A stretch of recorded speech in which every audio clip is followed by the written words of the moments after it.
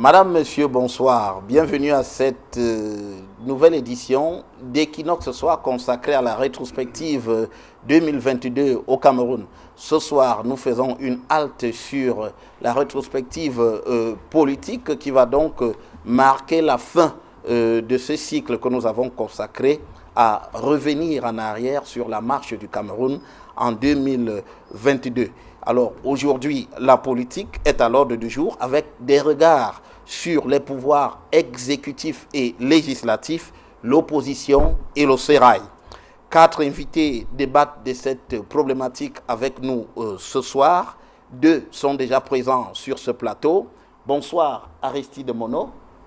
Bonsoir Guy, bonsoir à tous les co-discutants du soir, bonsoir à tous les téléspectateurs et un salut particulier aux populations de Tibati qui depuis un bon bout se battent contre toutes les forces locales, nationales et internationales pour préserver la paternité de leurs terres qui sont aujourd'hui quasiment bradées aux prédateurs fonciers. Locaux, c'est-à-dire qui sont locales, qui se situent au niveau du local, qui se situent également au niveau du global.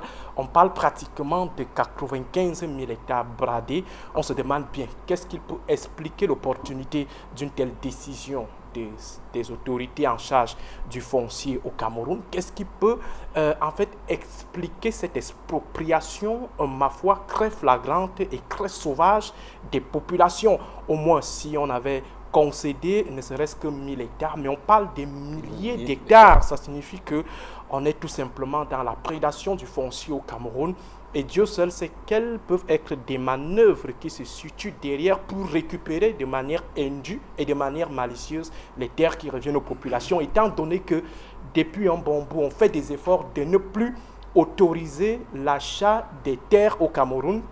L'achat par les nationaux, on interdit des ventes. Or, par derrière, le même État qui interdit procède à des concessions de 99 ans, donc à des quasi-ventes, à des étrangers et souvent à des prix très dérisoires. On vous parlera de 700 francs l'hectare par an, 700 francs de location par an.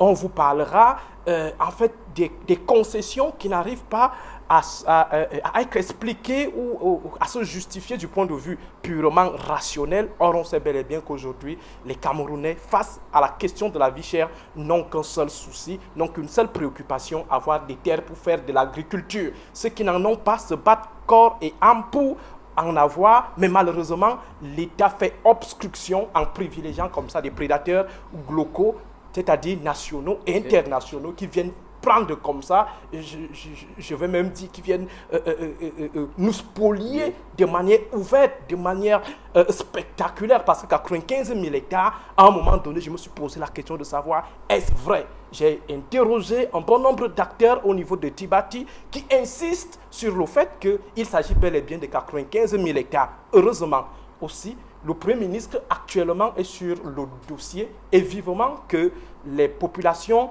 retrouvent leurs droits ou reprennent leurs terres qui sont en train d'être liquidées comme ça par des gens qui n'ont aucun intérêt au niveau local, c'est-à-dire des gens qui, ma foi, ne seront pas parmi les spoliés ou tout simplement ceux-là qui subiront le préjudice de cette expropriation barbare. Alors, on a bien compris votre coup de gueule, Aristide Mono.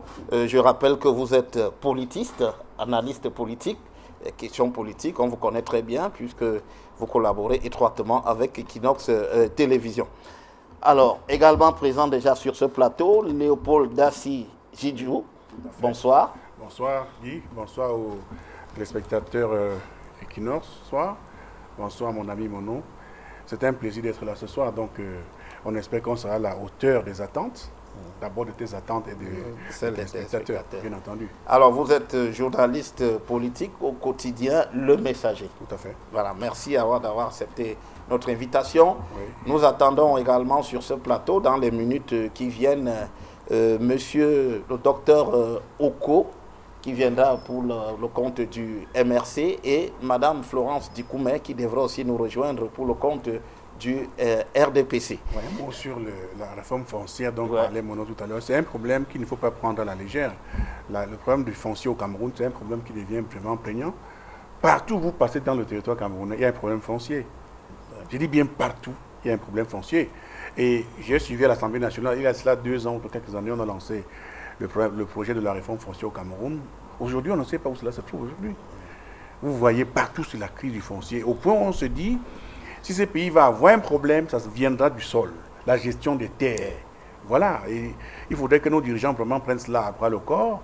Vous avez vu à Douala, où c'est Dikolo. C'est des choses réelles, on ne peut pas nier cela. Donc il faudrait que l'État du Cameroun prenne ce problème-là comme étant vraiment une gangrène qui peut nous mettre vraiment mal à l'aise. Alors, messieurs, nous commençons cette émission sur la rétrospective politique 2022. Qu'est-ce qui vous aura marqué politiquement en 2022 au Cameroun? Aristide Mono. Déjà, Guy, il faut dire que globalement, il n'y a pas eu vraiment quelque chose de grandiose à se mettre sous la dent.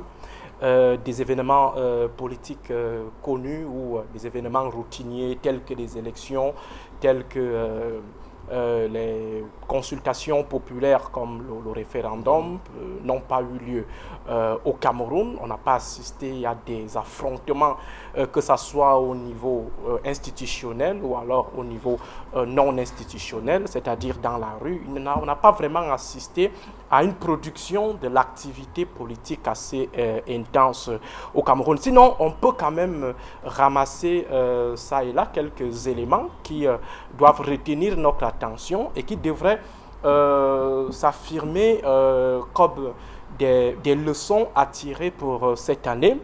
Le premier événement politique qui m'a frappé, c'est en fait le séjour d'Emmanuel Macron au Cameroun, au moment où certains avaient déjà prononcé de manière sentencieuse le statut de persona non grata du président de la République du côté de l'Élysée, au moment où on estimait que c'était totalement la rupture, faisant allusion à des pratiques de malgouvernance routinières au Cameroun, en faisant également allusion au fait que le président de la République, au regard de son âge et de son bilan pas du tout reluisant, n'avait plus en fait des bonnes assises dans les cœurs des différents establishments français depuis un bon bout. Et curieusement, contre toute attente, nous avons donc eu droit à ce séjour d'Emmanuel Macron, même s'il a été écourté pour des raisons que beaucoup ignorent jusque-là, mais qui peuvent quand même être interprétées, comme, ma foi, une résurgence de ce climat pas du tout gai entre Yaoundé et Paris. Et ce qui a été plus intéressant dans cet événement, c'est que le président de la République, contre toute attente aussi, a réaffirmé comme ça son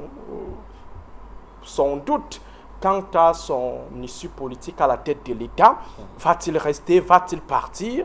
Au moment donné, on s'est posé la question de savoir comment quelqu'un qui a fait pratiquement 40 ans, qui a déjà fait 40 ans au pouvoir, qui totalise un âge assez avancé, quelqu'un qui, ma foi, ne revendique pas un bilan assez reluisant, peut être en situation de doute sur son issue d'ici quelques années. Donc, nous sommes là en 2022, 2025, c'est pratiquement la présidentielle si les choses ne sont pas bousculées entre-temps. Mais le président de la République est incapable de situer l'opinion, de situer les Camerounais, de situer la communauté internationale sur l'issue de son séjour à la tête de l'État. Donc ça signifie tout simplement qu'il n'a pas encore pensé à cela, il ne pense même pas à cela. Alors, avant d'arriver, vous faites cette analyse sur les doutes instillés par le président de la République sur son avenir politique. Mais vous relevez que de manière inattendue, Paul Biya a été replacé au cœur du jeu politique, notamment dans la relation avec la France. Alors qu'est-ce qui explique ce repositionnement? Effectivement, il faut dire que, bon, en tout cas, la raison fondamentale, la plus populaire, la plus connue de tous, c'est tout simplement l'incursion de la puissance russe en Afrique, que ce soit en Afrique de l'Ouest, en Afrique francophone, dont le précaré français d'antan est en train de tomber entre les mains des autres puissances non coloniales, à savoir la Chine et la Russie. Et face à la situation mondiale qui n'est pas aussi gaie, avec la guerre en Ukraine qui provoque des ruptures en termes d'approvisionnement, des économies qui sont pratiquement en lambeaux, le social qui connaît un impact assez considérable de ce côté, il était de bon ton pour la France de sortir de son orgueil, de venir finalement renouer de manière assez poussée les contacts avec Yaoundé. Et je pense que cela fait naturellement les affaires du président de la République qui a profité de l'opportunité, qui a saisi la perche pour s'affirmer davantage comme celui-là qui contrôle le jeu de la coopération entre le Cameroun et la France. Donc voilà le premier élément qui a retenu mon attention. Le deuxième élément, c'est l'irruption de manière assez prononcée de quelqu'un qui n'était pas attendu dans le champ politique camerounais. On pouvait penser à tout le monde, même s'il y avait déjà quelques indices, même s'il y avait déjà quelques marqueurs qui pouvaient interpeller les uns et les autres sur les prétentions ou les ambitions de cet acteur politique. Il s'agit bel et bien de Franck Biya qui s'est lancé d'une manière ouverte, bien que malicieuse, dans le champ de la compétition politique parce qu'il y a des symboles, il y a des messages, il y a un bon nombre de pratiques qui doivent être considérés par celui qui est lucide comme des éléments qui annoncent déjà quelque chose dans le champ politique. Donc, on a cette arrivée qui nous a frappés parce que nous continuons de soutenir de manière ferme, formelle, que les prétentions franquistes sont des prétentions à risque pour le Cameroun, sont des prétentions chrysogènes, ce sont des prétentions conflictogènes, chrysogènes, parce que si aujourd'hui on arrive... Vous confirmez, docteur Aristide Monod, que à l'heure qu'il, en tout cas en 2022, au regard de ce qu'on aura vu sur le champ politique, Franck Biya est bel et bien candidat à une potentielle succession? Il est potentiel candidat et potentiel candidat assez pertinent. Donc, sauf si il arrive à déjouer les derniers calculs, il est clair qu'au regard des différents événements observés ça et là, au regard des différentes postures observées ça et là, je prendrai par exemple le fait qu'on ait engagé la publicité autour de sa potentielle candidature avec des banderoles à gauche et à droite et qu'entre-temps, le maintien de l'ordre ou tout simplement le maintien de l'ordre du régime est observé un certain mutisme, une certaine complaisance. Or, on sait bel et bien que c'est un sujet tabou, même à l'intérieur du régime. La succession ou alors les ambitions présidentielles sont formellement interdites. Il y a également le fait qu'on l'a vu dans des activités assez symboliques, comme par exemple sa présence à Garoua, même s'il y a eu quand même une petite filouterie au niveau de l'inchronisation, mais toujours est-il qu'il y a quand même eu ce coup qui a été marqué par l'homme. On l'a également vu récemment dans une petite vidéo, sûrement pour répondre à ceux qui estimaient qu'on veut remplacer un muet par un sourd-muet.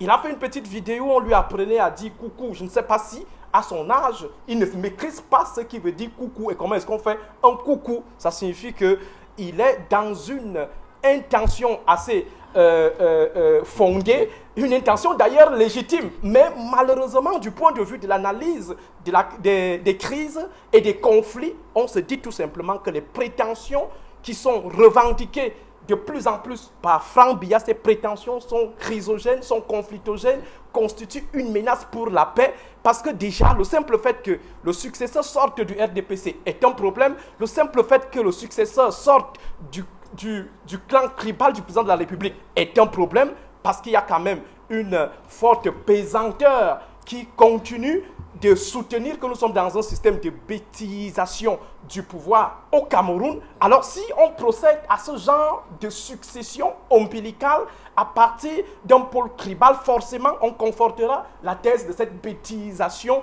du pouvoir. Il y a également le fait qu'il n'est pas un homme du pouvoir. On va fabriquer, on va dire les conseillers de son père. Personne n'a vu là conseiller son père. On nous dit tout simplement qu'il est conseiller de son père. Depuis, il était totalement dans le silence, dans le mutisme. Après, il a commencé... Donc, il n'y a rien à voir avec Ali Bongo ou encore avec Faure et Yadema. Lorsque vous lisez la biographie des fils à papa en Afrique, francophones, vous interrogez les itinéraires des fils à papa, vous allez vous rendre compte que Franck Biya sort complètement des sentiers battus. Alors, on ne peut que s'inquiéter, on se pose la question de savoir, est-ce que ce n'est pas une marionnette qu'on est en train de fabriquer comme ça, juste pour calmer le jeu, le temps de la succession et pouvoir reconstituer le système autour d'un homme fort. Et on se demande, est-ce qu'il a l'étoffe nécessaire pour recevoir la charge physique et mystique du pouvoir présidentiel. Parce que quand moi je le vois,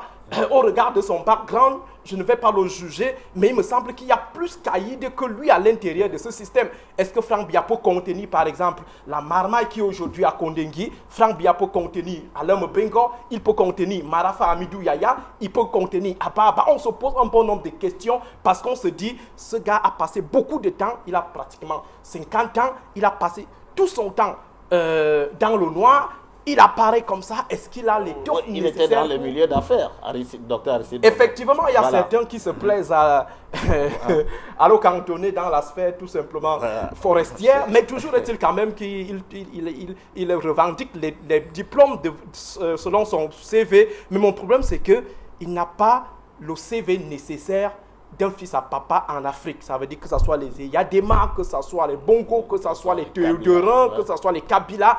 Franck Biya vraiment sort totalement de la norme, il sort des sentiers battus. Voilà. Léopold Daci, oui. Quels sont les grands moments que vous avez retenus en 2022 dans le champ politique? Oui, dans le champ politique, je vais commencer en interne déjà. Dans les institutions, au niveau de l'Assemblée nationale, je constate qu'il y a beaucoup de députés qui sont décédés. Aujourd'hui, on a une dizaine. Et tous, généralement, viennent du RDPC.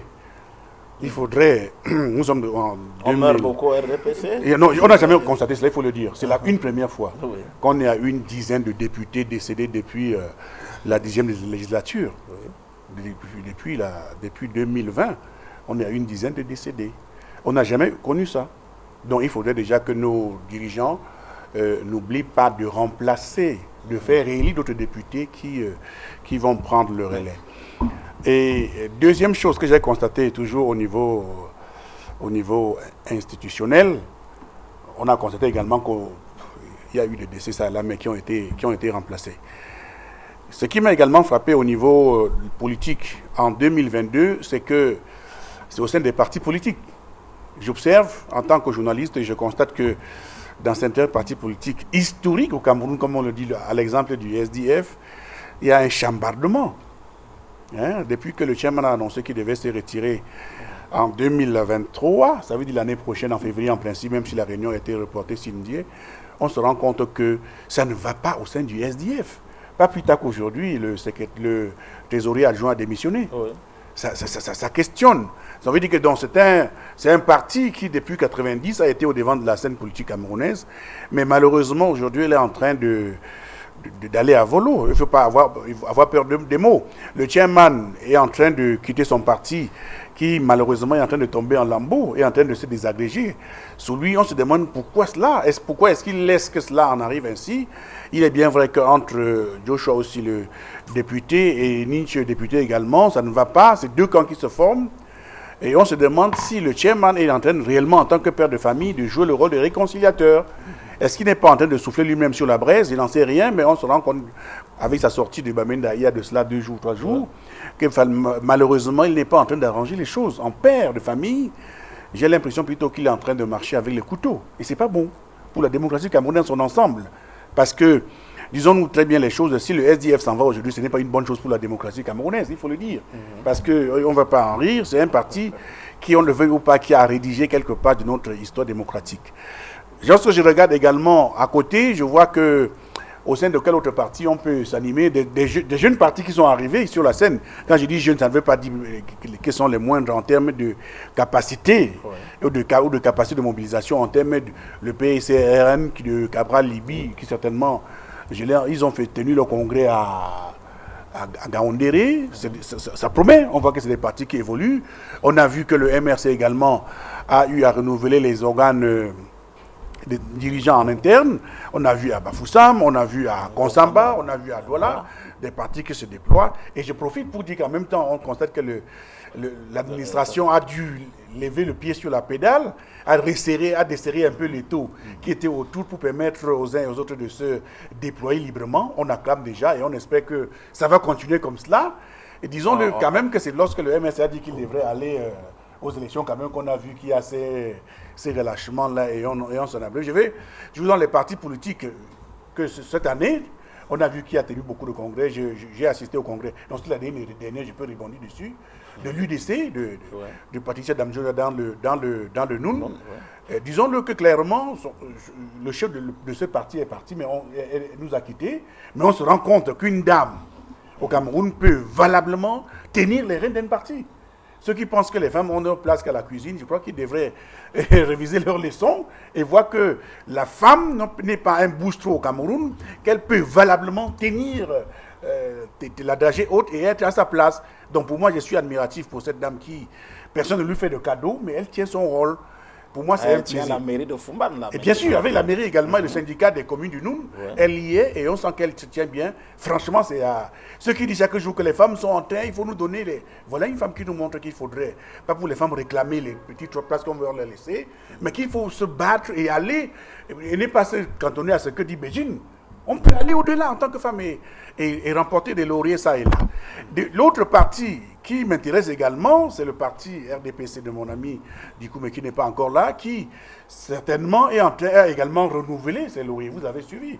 C'était l'année dernière ou c'était en début de cette année? On a vu comment on a renouvelé les lauriers dans ce parti.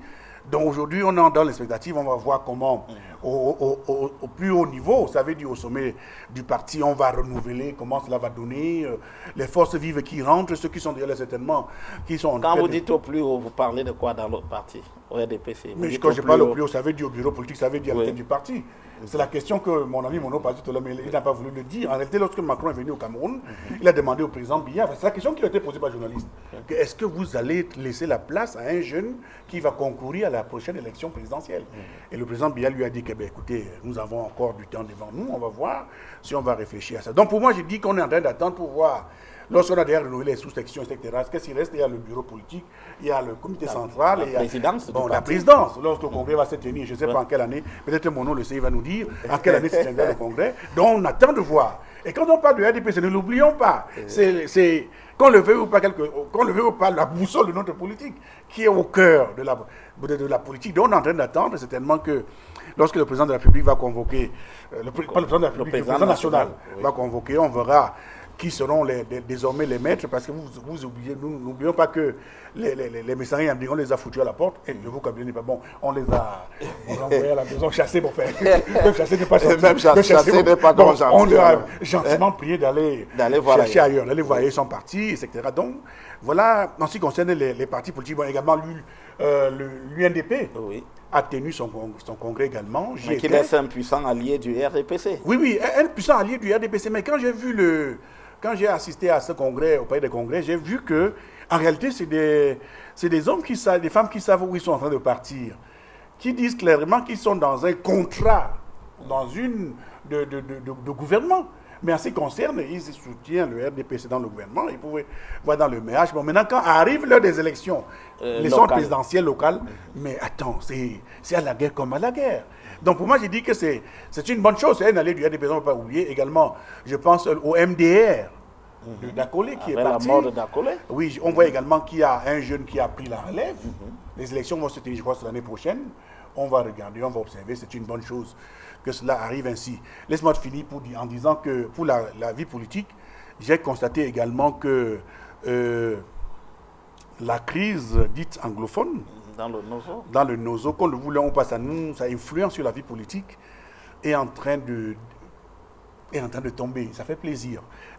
Quand on a assisté à la mort, ou bien on a vu la mort des hommes comme Phil Marshall, dans le Lébi Alem, avec les Red Dragons, on se dit quand même que c'est une avancée.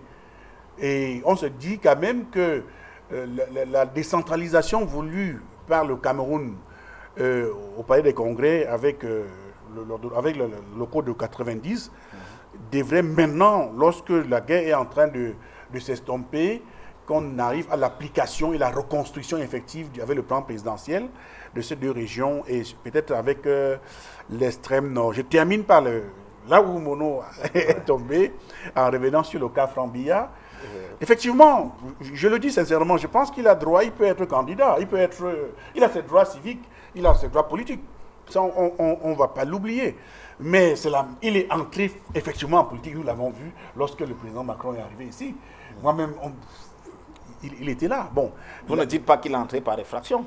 Pourquoi? Voilà. Non. Ben, il a ses droits. Bien sûr. Oui. Et deuxième chose, quand il est allé au nord, etc., bon, je dis, dans le RDP, c'est qu'on le veut ou pas, c'est la jeune garde qui est en train de monter, qu'on est en train de préparer. Peut-être qu'en ce temps-là, on verra d'autres jeunes qui vont sortir ça et là. Pour dire vrai, j'en parlais avec tout à l'heure mon nom en off, le problème au Cameroun, c'est que nous devons apprendre à tolérer. Ça c'est un mot, un maître mot en politique. C'est la tolérance. Savoir que celui qui est en face de moi, nous avons l'objectif, c'est de penser, de réfléchir pour la construction du Cameroun. Oui. Qu'on soit du pouvoir ou dans l'opposition, nous devons intégrer cela. Que nous avons des idées divergentes, mais au bout du compte, nous avons un seul objectif commun, c'est de construire le Cameroun. Donc alors, on est trop dur avec Franc-Biya? C'est de cela qu'il s'agit? Qui même? Je n'ai pas encore vu les gens décocher. Je n'ai pas encore vu les gens décocher. Mon nom fait d'analyse. Hein. Oui. Ce n'est pas l'action qui pour là n'est pas politique. Les acteurs politiques ne font pas de cadeaux. Hein. Oui. Non, mon nom est en train de faire d'analyse. On ne peut pas dire que ça lui a valu. Non. Les acteurs politiques maintenant, je n'ai pas encore vu les acteurs politiques franchement poser des actes pour dire qu'ils adoubent ou qu'ils sont contre Franck. Il est parti vers ses parents dans le septentrion. C'est la famille. C'est normal. Il est allé dans le Noun. C'est normal. Bon, maintenant, en tant qu'acte politique qu'il pose, bon, je ne peux pas savoir si quelqu'un est contre ou pour, parce que je n'ai pas encore vu d'action réellement menée. Mais donc, même le MRC se montre quand même méfiant. Donc, MRC parle de la théorie du gré à gré. Oui, mais ça, c'est une chose que tu es en train de dire. Oui. Que ce n'est pas seulement le MRC, même tous les partis disent que cet acteur qui vient à la 26e heure, là, oui. Finalement, qu'est-ce qu'il veut faire? Donc, les gens se disent que certainement que si, vu là où il est, pas de par sa posture, il peut facilement, avec le relais qu'il a, avec, comment je vais dire, et partir de là où il est, il peut facilement mieux se relancer que quiconque. Mais je me pose une question, est-ce que le président Biya, en tant que républicain, il est dans cet objectif, dans cette posture-là? Jusqu'aujourd'hui, je m'interdis de le penser. Ça, je vous le dis. Parce que vous l'avez dit tout à l'heure, quand vous prenez le cas du Gabon, avant que le président Bongo ne parte de ce monde, son fils était déjà vice-président du PDG. Oui, il avait été ministre de la Défense. Oui. Il avait fait tour la ronde. Si vous prenez la Guinée équatoriale aujourd'hui, le fils du président équato-guinéen, qui est Théodore, qui est aujourd'hui le vice-président du PDGE. Du parti démocratique de Guinée équatoriale. Du PDGE. Il est en même temps aujourd'hui vice-président de la République, on ne peut pas le nier. Donc, nous comprenons que, est-ce que le président Biya a une autre... Donc, pour moi, quand je regarde, je me dis non, s'il avait voulu mettre son fils, qui est camerounais, bien entendu, le prix à l'Élysée, certainement qu'il lui aurait donné des fonctions pour le tester qu'il vient ici, là, voilà. Bon, maintenant, il ne l'a pas fait. Est-ce qu'il n'a pas voulu le salir? Je n'en sais rien. Toujours est-il que l'avenir va nous le dire. Et bon, maintenant, s'il le fait, il le garde au frigo, avec les caïmans que nous avons devant nous, là. Bon, est-ce que... Lui, il évoquait la quasi-impossibilité pour Franck-Biya de tenir face à certains caciques. Hein. Mais lui aussi, vous pensez que Franck-Biya, lui aussi, n'a pas les dents longues? Ce n'est pas parce qu'il est jeune que vous pensez qu'il n'a pas de dents longues pour dévorer. Attention. En politique, vous mesurerez l'acteur toujours lorsqu'il est dans l'arène. Oui. En dehors de l'arène, même si l'enfant a 2 ans, tant qu'il n'est pas dans l'arène, je le regarde sans faire de jugement. Bon, maintenant, dans l'arène, vous commencez à dire que, mais attention, c'est à la guerre comme à la guerre. Et si France s'engage en politique, ça veut dire qu'il a ses armes à lui. Et il entre, il sait qu'ici, là, ceux qui ont été avec le RDPC depuis 1985, avant le président Biya, ils vivent avec l'intention qu'après Biya, c'est eux. Je ne sais pas combien de générations. Hein, depuis 1985, vous voyez, on vécu en disant qu'après le président, c'est moi, d'autres passent après le temps, c'est moi, et le président a continué. Donc, pour entrer, c'est qu'il doit, normalement, il doit de manière intelligente, de manière stratégique, gérer toutes ces attentes-là, déçues ou pas, pour faire son chemin. Diriger le Cameroun, ce n'est pas une chose très facile, comme vous voyez. Voilà. Ça, je le pense. Alors, Aristide Monod, vous parlez de Paul Biya qui s'est repositionné dans le jeu politique, du moins dans la coopération avec la France. Mais le président lui-même, il est aux États-Unis. D'ailleurs, au moment où nous faisons cette émission, il doit regagner la capitale. On l'a vu aux États-Unis et on a encore entendu pas mal de choses. Il y a ceux qui ont dit, qui ont carrément avancé que le président était véritablement dans une situation physique qui n'était pas trop à son avantage. Mais est-ce que là, il y avait encore des raisons de s'inquiéter, puisqu'on sait que généralement, on parle du président comme ça, il renaît comme un phénix de ses cendres aussi. Oui, au-delà de tout, il faut rappeler que le président reste un être humain. On peut lui donner tous les titres du monde, Nomgué, le roi des rois, le lion des lions, le sauveur, le créateur, le Dieu, mais il reste un humain. Et en tant qu'humain, je pense que lorsqu'on a 90 ans, déjà de notre modeste background en termes d'âge sur Terre, on commence à ressentir le poids de l'âge. À plus forte raison, quelqu'un qui a 90 ans. Je pense que chacun de nous a déjà eu à expérimenter la vie d'un homme de 90 ans ou de 80 même au sein de la famille. Tout le monde peut constater de manière naturelle que le physique n'est plus celui de l'homme de 40 ans. Du jeune premier qu'il aurait été. Voilà, donc forcément, le physique du président de la République doit prendre un coup. Et d'ailleurs, ce n'est plus un secret, son physique envoie déjà les signaux de détresse. Et c'est normal, il faut le préciser, c'est normal, c'est humain, c'est un être humain. Le problème, c'est que, est-ce qu'il ne peut pas prendre sa retraite? S'il prend sa retraite, est-ce qu'il y aurait une incidence? Est-ce qu'il est obligé de se faire punir? C'est là le problème. Parce que imposer, par exemple, un voyage à un homme de cet âge-là, lui imposer de ces réflexions face à des créatures qui sont pratiquement comme des dragons, je suis convaincu que lorsqu'on amène un... est-ce qu'on lui a imposé le voyage ou il a voulu lui-même y aller? Non, moi je dis, il a quand même des conseillers. Sauf s'il ne les écoute pas. Si ces conseillers sont humains, ils vont réduire un bon nombre d'actions que posait jusque-là le président de la République quand il avait encore toutes ses formes. Alors, lorsque des gens peuvent décider d'imposer, parce qu'il y a des appels à candidature, je me demande s'ils sont humanistes. J'ai suivi là un ministre qui revendique le mandat, ou je ne sais pas trop comment est-ce qu'on peut appeler, le titre de porte-parole de la Léquier. Pourtant, moi, je suis de la Léquier, je ne suis pas d'accord avec la future candidature de Paul Biya.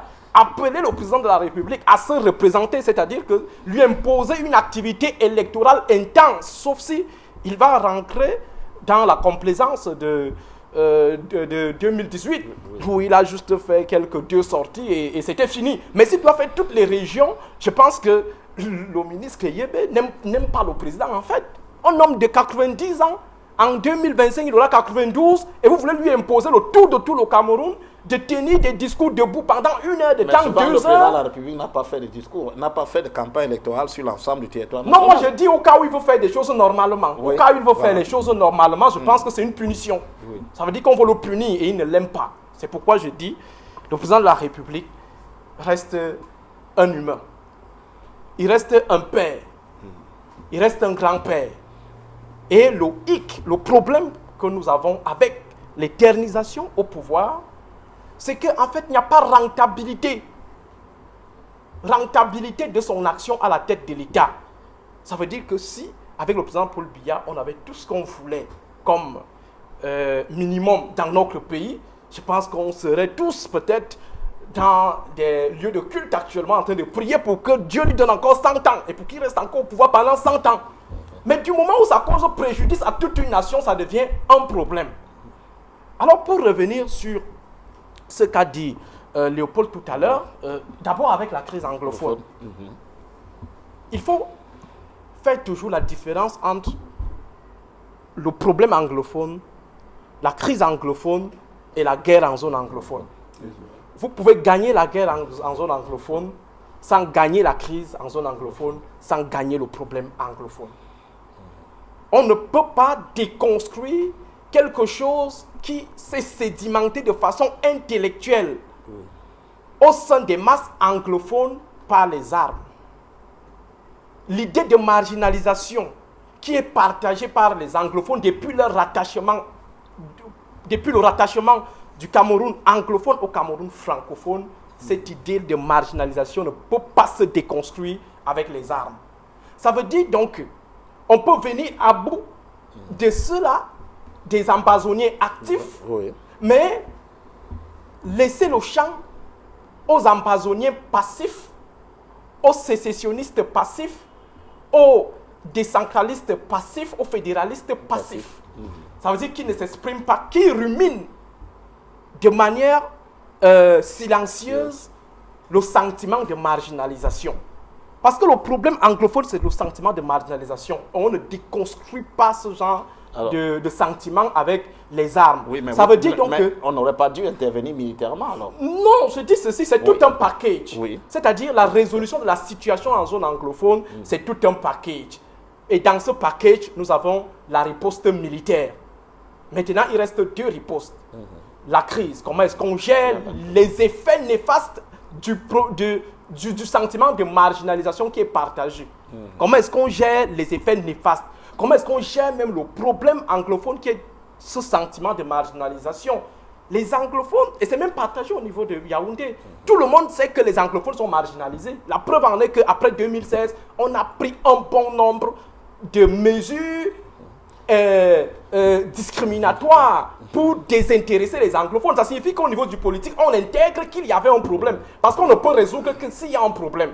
On a créé des sections au niveau donc, de l'ENAM. On est allé jusqu'à donner un statut spécial aux deux régions anglophones. Alors, s'il n'y a pas un problème anglophone, pourquoi le statut spécial?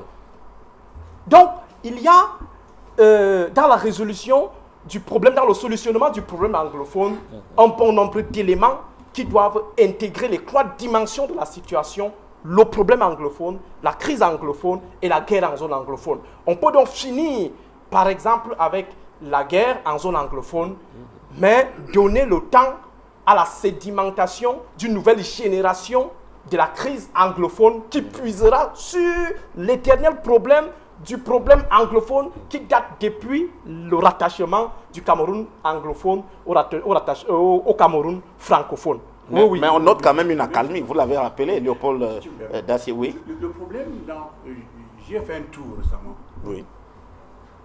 Le problème, Vous étiez où? Boya, Bamenda. Bamenda. Oui. Le problème dans la zone aujourd'hui, ce n'est plus un problème entre l'armée et la population. Ça, il faut qu'on se comprenne ici. Et ce problème, il est plus grave. Il est à quel niveau? C'est le problème des rancœurs entre les familles. Les familles. Ça veut dire quoi? Oui. Au plus profond de la crise anglophone, il y a des gens qui ont commis des exactions énormes. Oui. Et c'est connu. Ce qui arrive toujours dans les moments de conflit. Il y a le maquis. Le maquis à l'ouest, oui. on le sait. Au point où problème. d'aucuns ont dénié la qualité de nationaliste. Oui.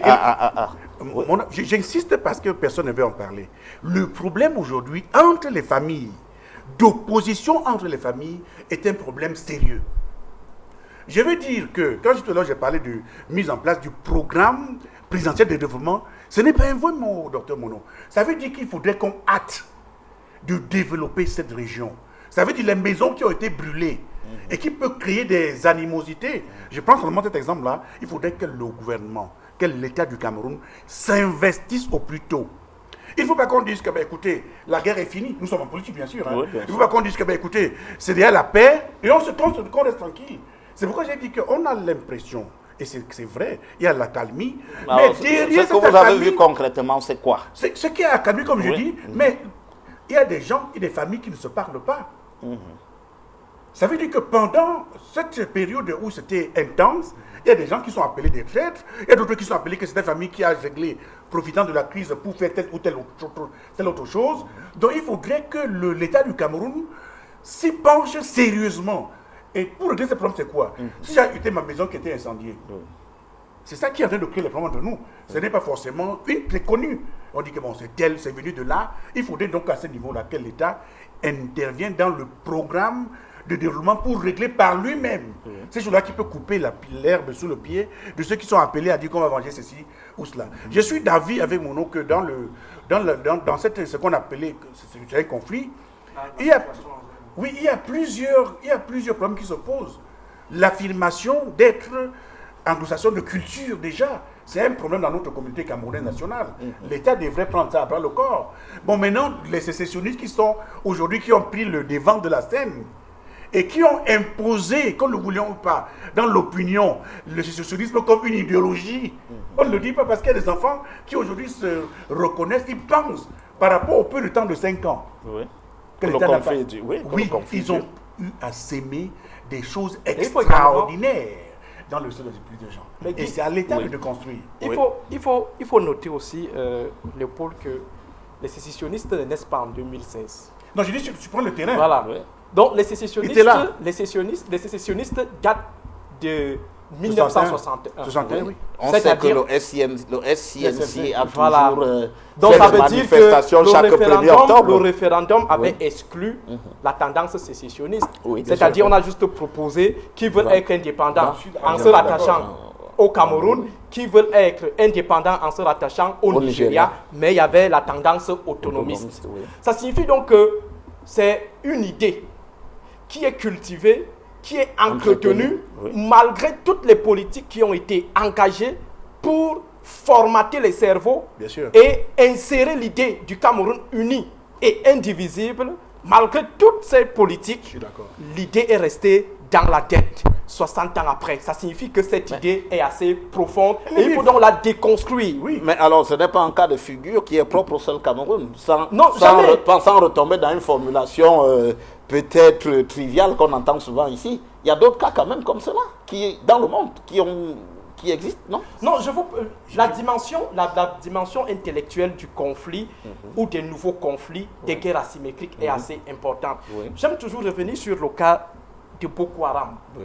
Pour déconstruire Boko Haram, il fallait déconstruire les allégeances. Bien sûr. C'est-à-dire, c'est vrai que Boko Haram, de la population qui constituait son vivier de recrutement. Et comment est-ce qu'on le fait? On ne le fait pas avec les armes. Bon, c'est vrai, ça a un impact. Mais il fallait mettre les leaders communautaires à contribution pour faire intégrer aux populations locales que l'idéologie de Boko Haram est funeste. C'est une idéologie diabolique. C'est-à-dire que tout ce qui n'est pas Allah est haram, c'est-à-dire péché. Et il faut liquider le péché. C'est-à-dire tuer tout le monde qui ne pense pas comme eux. Et il faut dire que même à l'intérieur de l'islam, dans la zone, il y avait cette distinction entre ceux qui portent le péché et ceux qui pratiquent l'islam pur, qui a été revendiqué par les gens de Sambisa. On a donc procédé à cette offensive intellectuelle que les sécuritaires appellent l'offensive sociétale, la sécurité sociétale. Et à partir de là, on a réduit les recrutements, on a réduit les complicités, les connivences communautaires. Et Boko Haram a commencé à perdre petit à petit. Ce n'est pas pour relativiser les efforts qui ont été faits par les militaires. C'est juste pour relever l'importance de la dimension sociétale dans un conflit. Donc, c'est-à-dire que la dimension purement intellectuelle. Alors, pour vous, ce pan-là, on ne l'a pas encore au nozo? On ne l'a pas encore au nozo parce que déconstruire l'idée de marginalisation qui est partagée par des anglophones. Nous vivons avec des anglophones. Il faut voir comment est-ce qu'ils se comportent. Ils ont toujours ce sentiment d'être marginalisés. Même si nous tous, nous sommes victimes de la marginalisation, ils ont toujours l'impression que c'est un montage, que c'est un coup monté par les francophones pour les mettre dans cette situation. Pourtant, nous-mêmes ici à Yaoundé, nous-mêmes qui sommes nés proches de Yaoundé, nous sommes victimes de marginalisation. Donc, il faut déconstruire cela à travers une offensive intellectuelle. Et cette offensive intellectuelle ne se passe pas seulement avec les mots. Venir sur un plateau, commencer à dire le Cameroun est indivisible. Vraiment, depuis que nous sommes nés, on est toujours frères et sœurs. Non, frères et sœurs, ça doit se constater dans les faits.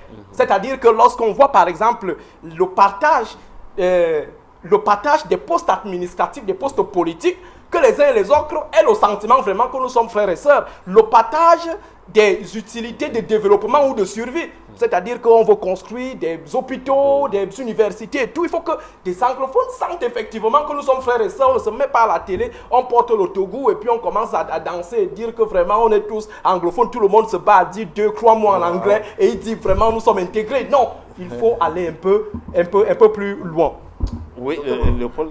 Il faut que le Cameroun francophone, je parle comme ça pour me faire comprendre, que le Cameroun francophone qui est la communauté la plus vaste du Cameroun, la plus grande par rapport à la communauté anglophone, prenne conscience qu'elle a une dette de sang vis-à-vis de la communauté anglophone. Et je pèse mes mots, je dis bien une dette de sang. Et les dettes de sang se payent et se règlent toujours. Je vais vous donner un exemple simple. Lorsque le Cameroun sort de l'indépendance, vous avez fait l'UPC a fait mal, enfin, dans l'ouest où je viens, il y a eu des morts terribles. Il y a eu du sang qui a été versé. Mais lorsque le président Ahidjo arrive au pouvoir, qu'on le veuille ou pas, il a su, à sa manière, payer peut-être pas comme cela se devait, mais déjà essayer de payer ce sang qui a été versé indûment. Ça, c'est l'histoire. Si vous regardez autour de vous, vous allez voir avec le feu Kodok. Oui. Augustin Frédéric Kodok, oui. Avec Ahidjo, ils ont mis en place pour dire, écoutez, ça, ce sont nos enfants, on a fait ceci, cela. Je ne dis pas qu'ils ont réglé, parce que ceux qui ont l'esprit actif pourront me comprendre autrement, mais je dis, c'est pourquoi je dis, lorsque nous sommes en train de sortir du nozo, avec les armes qui se taisent, il faut que l'État du Cameroun comprenne qu'on a une dette de sang vis-à-vis du nord-ouest et du sud-ouest. Nous avons tué nos enfants parce qu'ils étaient indélicats ou têtus. Qu'importe le mot qu'on va étudier. Vous évoquez le plan de reconstruction. Oui, j'en reviens. Oui. Mais il a fait quand même, il y a eu 3 ou 4 sessions au cours de l'année 2022 avec de l'argent injecté déjà, non? C'est bien cela? Mais allez sur le terrain. Attends, je ne suis pas en train de dire de faire des réunions. Nous sommes parlé du terrain, les gens, le temps passe. Qu'il faudrait que les populations à la base, quelqu'un qui n'a pas de maison, on ne doit pas faire 10 réunions pour penser à cela. Ça ne va pas faire 5 ans, 6 ans pour qu'on en arrive là. Bien sûr qu'il n'y a pas de moyens, mais ça devient urgent. C'est de ça que je parle. Ça devient urgent sur le terrain. Pour ceux qui sont sortis, ça devient urgent. Donc c'est une dette que l'État du Cameroun devra régler, payer pour ces gens. Bon, maintenant, à la chute de Mono, si nous prenons les 2 régions du nord-ouest et du sud-ouest, il y a un autre mot qui nous gêne beaucoup dans ce pays, et nous allons finir toujours par là. C'est le mot fédéralisme. Oui. Il gêne en quoi le fédéralisme? Je ne sais pas. Ah bon, vous estimez qu'il y en a qui n'aiment pas le fédéralisme? Ce qui aujourd'hui est mis en place, ce que vous appelez statut spécial, c'est le fédéralisme au fond. Et sans vous couper, je me rappelle, je pense en 2016, Peter Essoka était président du CNC. Conseil national il avait sorti, il me semble, une note pour interdire la prononciation du mot fédéralisme sur des plateaux. Oui, effectivement, la presse a été mise en garde pour l'utilisation de ce Si vous prenez le statut particulier qui est donné, qui est accordé depuis 2019 regardez, vous dites ce que c'est. Si vous appelez ça fédéralisme, ça changera. Personne ne va pas dire que c'est. C'est de ça qu'il est question. Peut-être c'est la présence de l'État central qui pourra faire problème. Mais si on revenait donc, il faudrait donc qu'on puisse utiliser le mot fédéralisme. Et ça entre dans le règlement sociétal de la crise dont tu parlais tout à l'heure. C'est là où j'en viens. On regarde. Écoutez, donc psychologiquement, la partie anglophone est plus prête à entendre fédéralisme que autre chose. Mais bien entendu que c'était ça qui était au débat, c'était ça le problème. Ça veut dire quoi? Ça veut dire laisser nous gérer nos affaires nous-mêmes. C'est de ça qu'il est question. Les gens. Le président, lorsqu'il a créé le CNDD, c'est ça, non? Comité national de désarmement, de mobilisation. Il avait dit un terme très clair que je n'ai jamais oublié. C'est de déradicaliser. Effectivement. Il n'y a pas de chose que ça. Déradicaliser. Ça veut dire déconstruire ce que les gens ont dans la tête. C'est ce que le CNDD fait là-bas sur le terrain. Attendez, il ne faut pas venir dire que j'ai déposé 2 armes, je ne suis plus en bas. Vous dites que non, c'est de déradicaliser. Enlever, déconstruire la pensée, l'idéologie que d'autres ont construit. Je dis, et je parle moins que mon nom, ça veut dire en 5 ans que la crise a commencé, les gars sont allés jusqu'à chanter l'hymne national. Les gars sont allés jusqu'à avoir un drapeau. Les gars, et donc le rôle de déradicalisation, c'est ça. Et ce n'est pas dans la force qu'il faut le faire. C'est l'enseignement. C'est de trouver des voies et moyens pour que ceux qui hier étaient dans cette posture-là disent qu'en fait, non, là où nous allons, on a tort. Voici un boulevard sur lequel pour marcher. Ça veut dire qu'il faut une offre alléchante, intéressante, pour que dans cette zone-là, c'est pourquoi je reviens toujours sur le programme présidentiel de reconstruction. Ce n'est pas la littérature.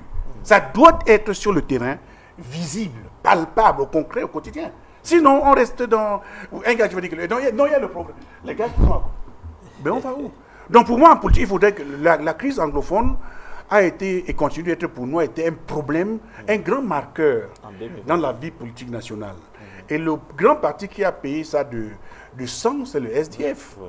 Tout le malheur du SDF aujourd'hui, qu'on le veut ou pas, s'enracine là. Là-dedans. Il y a des gens aujourd'hui qui parlent, qui avaient leur fièvre là-bas, qui sont des hommes politiques fantômes, qui ne s'appuient sur rien. Oui. Ils savent que j'avais un fièvre. Dans ce fièvre-là même, ils ne sont même plus, ils sont vomis. Parce qu'on les appelle, il y a un terme qu'on les appelle, on les appelle les collabos. Oui. Ils ne peuvent plus rentrer là. Donc ça veut dire que le Cameroun aujourd'hui... même n'est pas à l'abri de cette situation-là. Mais on l'a arrêté 2 fois, non? Oui. Je me trompe pas. Oui, 2 fois. Bon, il est encore rentré là-bas. Je crois que quand même, il sait à quoi il s'en tenir. Son discours, vous comprenez que son discours en même temps est plus réconciliateur. Foundi qui rentre à Bamenda, ce n'est pas le Foundi qui a Yaoundé. Il ne faut pas l'oublier aussi. C'est un homme, bon, j'ai beaucoup de respect pour lui. Donc pour moi, Guizot, la crise anglophone a été un grand marqueur et continue d'être un marqueur dans la vie politique nationale.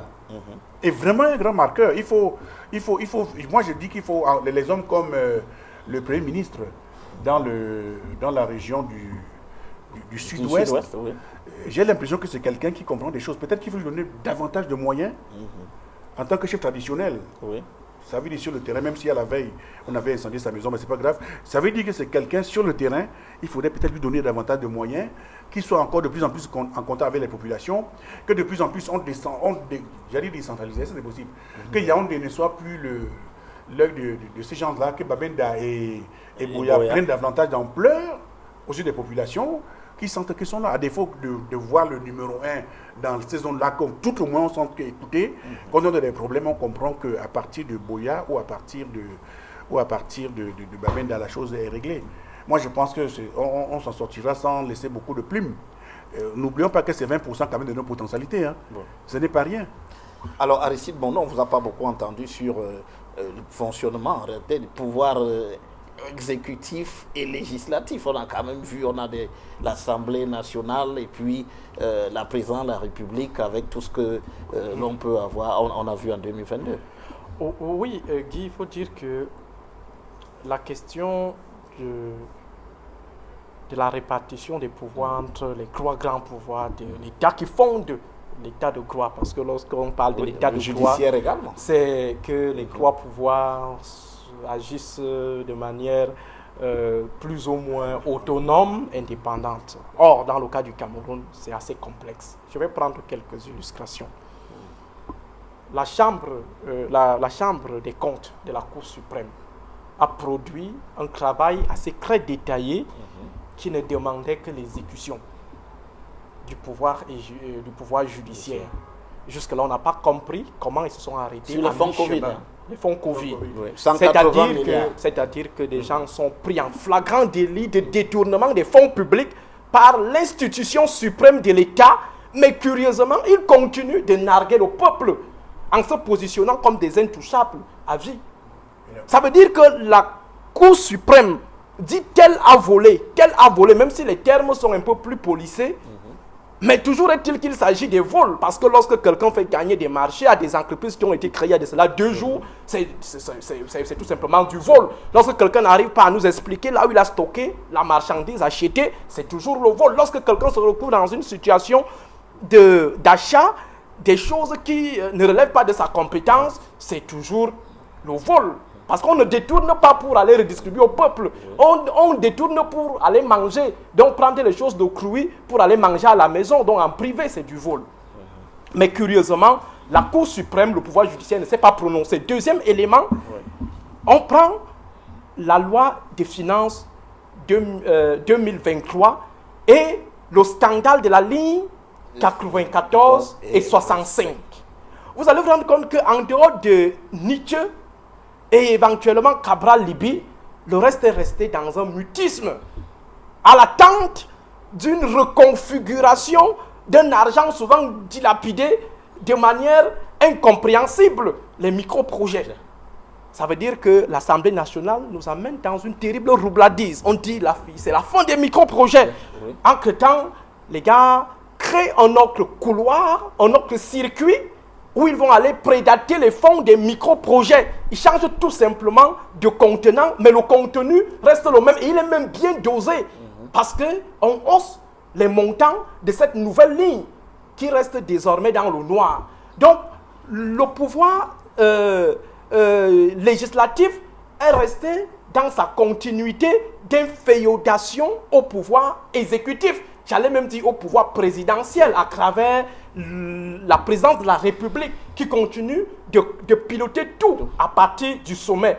Alors, dans ce cadre, il est difficile vraiment de dire qu'en 2022, il y a eu des améliorations. Les mêmes acteurs, Cabral Libye a une gueule assez large, assez critique. Nietzsche a une gueule assez large, assez critique. Donc ça veut dire qu'il n'y a pas eu de grandes surprises. Maintenant, les autres, qu'est-ce qu'ils ont fait entre-temps? On n'a pas beaucoup suivi les autres députés. Ça signifie qu'il y a une terrible collaboration et un concubinage à ciel ouvert entre les différents pouvoirs. Pourtant, les uns et les autres devraient se regarder en chien de faïence, en train de se contrôler, comme dans le film Le Truand, la bête le bon, la brute et le voilà. Ça veut dire qu'on se contrôle devant le magot. Mais curieusement, ils sont dans une complaisance conniventielle. Tout le monde est muet sur des choses flagrantes. On attend les arrestations. Le président de la République, d'ailleurs, il avait promis lors de son dernier discours à la nation le 31 décembre 2021, il avait dit ceux qui se rendront coupables seront immédiatement sanctionnés. Mais voilà 2022, il n'a arrêté personne. Et ces personnes qui n'ont pas été arrêtées, nous narguent, ils chantent plutôt les chansons à la gloire de Dieu Tout-Puissant. Pourtant, ils sont en train de mater le peuple. Alors, sur cette relation, collaboration. Mais écoutez, nous sommes dans un régime présidentialiste. Oui. Ça, il ne faut même pas... Ça veut dire que le pouvoir exécutif, écrase tous les autres pouvoirs qui lui sont inféodés. À l'Assemblée nationale, le docteur Mounir l'a dit, brillamment dit, je vais rester sur la loi de finances en fait. Ouais. On nous a dit qu'avant la loi de finances, le précédent disait que les députés qui n'interviennent pas beaucoup. On nous a dit qu'il y a eu la mise sur place de ce qu'on a appelé le débat d'orientation budgétaire. Oui. Ça veut dire qu'au mois de juin, les députés devraient débattre sur les impératifs financiers et économiques du pays pour que cela influence le vote en novembre. D'accord. Oui, alors merci Léopold Daci. Nous marquons une pause pour retourner à Douala pour le journal de 20h présenté par Julienne Bissaï.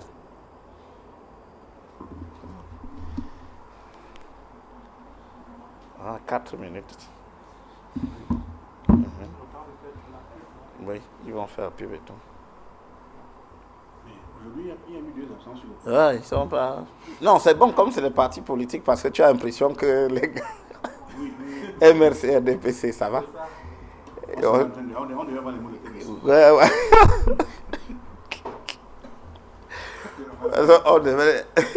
Les gars ne sont pas dans les... Et puis nos débats, il est cool, hein. Ça va, ça avance. Oui. On fait ça de la flamme. C'est un Yérima qui m'expliquait ça.